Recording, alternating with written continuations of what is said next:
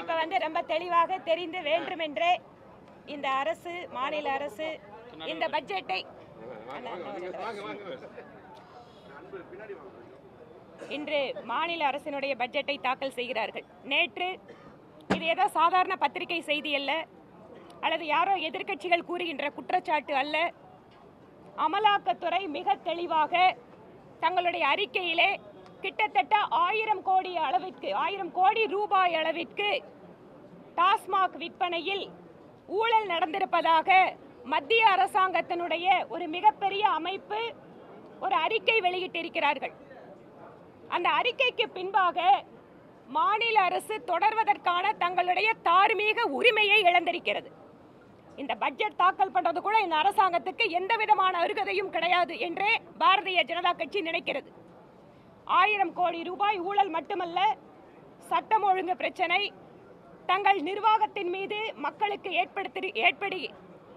ஏற்படுத்தி இருக்கக்கூடிய அதிருப்தி மற்றும் கோபத்தை திசை திருப்புவதற்காக ரூபாயினுடைய இந்திய அளவில் ஏற்றுக்கொள்ளப்பட்டிருக்கக்கூடிய ஒரு சின்னத்தை மாற்றி ரூபாய் என்று எழுதி பிரச்சனையை திசை திருப்ப மாநில அரசு முயற்சி செய்கிறார்கள். ஒவ்வொருத்தரும் இந்த நாட்டில் பதவி ஏற்றுக்கும் போது அரசியலமைப்பு சட்டத்தின்படி நடந்து கொள்கிறேன் என்று சொல்லித்தான் அத்தனை பேரும் உறுதிமொழி எடுத்துக்கொள்கிறோம். ஆனால் தேர்ந்தெடுக்கப்பட்ட ஒரு அரசு நீங்க ரூபாயை ரொம்ப கேஷுவலா நீங்க தமிழ்ல சொல்றோம், எப்பவும் சொல்றோம், வரவேற்கிறோம். நம்ம மொழியில நம்மளோட எல்லா விஷயத்தையும் எழுதணும், படிக்கணும், தாய்மொழியில நம்ம பேசணும். பாரதிய ஜனதா கட்சி தாய்மொழிக்கு மிகுந்த முக்கியத்துவம் கொடுக்கக்கூடிய கட்சி. ஆனால் ஒரு மாநிலத்தினுடைய முதல்வர் நான் ரூபாய் சன்னத்தை போன வருஷம் போட்டேன், இந்த வருஷம் நான் மாற்றுகிறேன் என்று வெளிப்படையாக தன்னோட சமூக வலைத்தளத்தில் ஒரு கருத்தை பதிவிடுகிறார் என்றால் அவர் எடுத்துக்கொண்ட உறுதிமொழியை மீறுகிறார் என்று அர்த்தம். திராவிட முன்னேற்ற கழகம் இந்த நாட்டினுடைய ஒருமைப்பாடு குறித்து பல்வேறு காலங்களில் என்னவெல்லாம் பேசியிருக்கிறார்கள் என்பது சரித்திரம் அறிந்தது.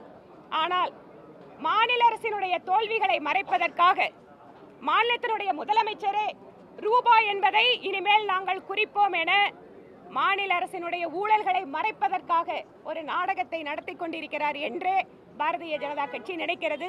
அதனால் அவர்கள் தாக்கல் செய்கின்ற நிதிநிலை அறிக்கையை இன்று புறக்கணிக்கிறோம்.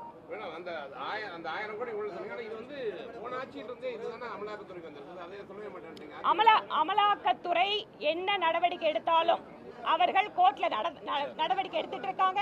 சட்ட ரீதியாக வந்து என்ன நடவடிக்கை போயிட்டு இருக்கோ அது போயிட்டு இருக்கு.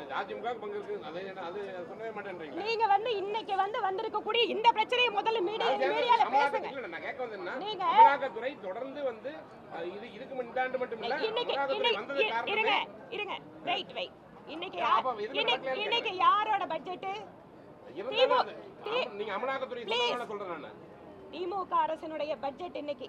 நேற்று அமலாக்கத்துறை ஸ்டேட்மெண்ட் கொடுத்திருக்காங்க. இதற்காக எங்களுடைய பதில் இது.